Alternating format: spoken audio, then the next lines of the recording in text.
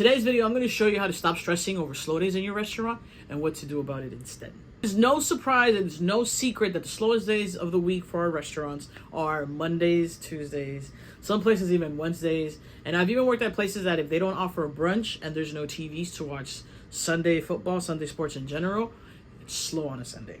So what can we do about it? We're going to start off with the first day of the week, and that is Monday. Mondays are generally the start of the week for everybody, except for people that work in restaurants, because our busy days are the weekends. So Mondays we're starting over, but for the most part, all of our strong players are usually off on the first days of the week. So my first suggestion to you would be to prioritize offering discounts or good deals for in the biz, because everyone else does the same thing. Everyone does the same thing. They do Margarita Mondays, they do Taco Tuesdays, they do Wine Wednesdays. So you can do the same thing, but the thing is, at the end of the day, you are competing with other taco places that already sell tacos, and on top of that, you're bringing up Taco Tuesday. And these concepts might make sense if they already exist in your menu, in your restaurant in general. So if they don't, it kind of doesn't make sense for you to just be talking about like Wine Wednesday if you're predominantly like a tequila bar or whatever. Yeah, that makes sense. So because you in the industry know that most people in the restaurant industry are off on Mondays and Tuesdays, it would benefit to have these people get some sort of incentive to get back into restaurants to eat out, because me personally, I don't really like to cook on my days off. I cook all day at work. I don't want to cook on my days off. So like I said, most of these people are already off on these days. They're already going out to eat. They're already going out with their friends on Mondays and Tuesdays. Might as well incentivize them with something that will get them in the door.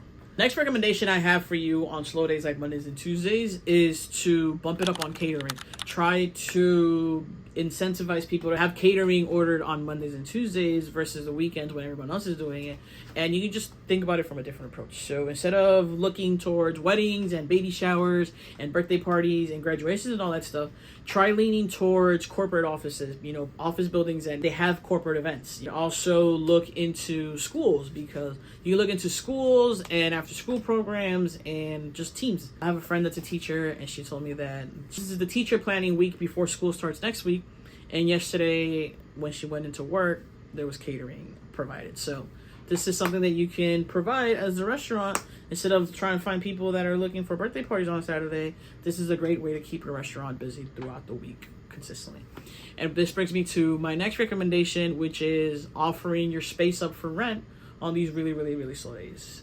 I've been to restaurants where you don't have to necessarily shut down the place for the entire event, but I went to one place in Orlando where the outside was open for the public and then the inside was closed off for a private event, and it was a book club where these women were learning how to garden. I thought it was pretty cool because, like I said, if you're not really making the money, this is a great way to offer up your space.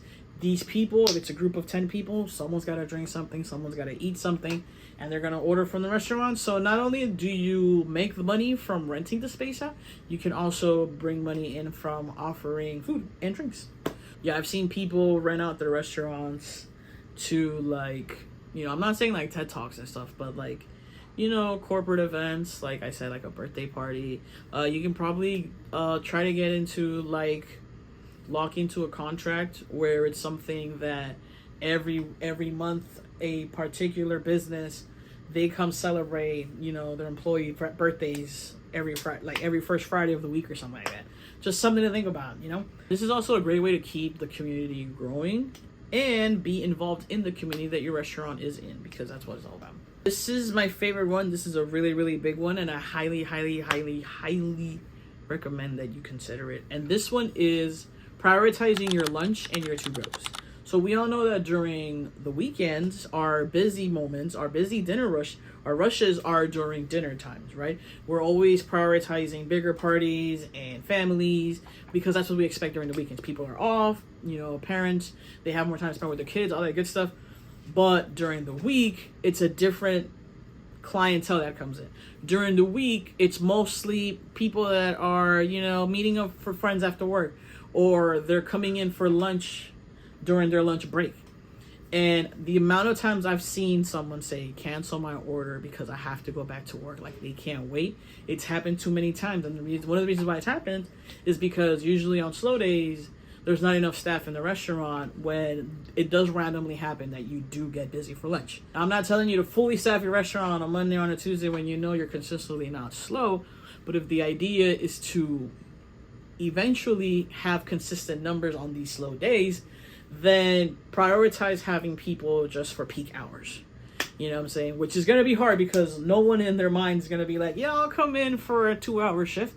So you're going to have to get creative with that. But like I said, you have to prioritize lunch and to-goes, because waiting 20 minutes on a turkey club on a Monday because there's only one bartender and there's no hostess, which I've lived before, happens way too often.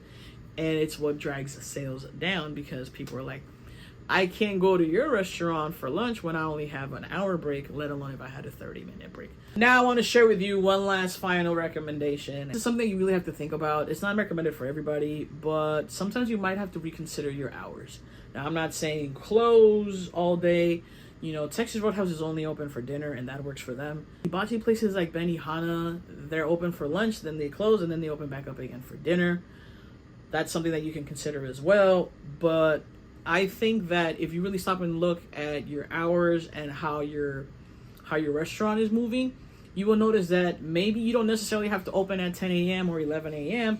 if you don't start getting really, really, really busy till 1. So you can probably get away with opening at 12 and then just be ready to bring in that lunch rush at 1 o'clock, so you don't have to, like, you know, lose that hour of labor and being open that you're not bringing any money in. So yeah, that's what I have for today.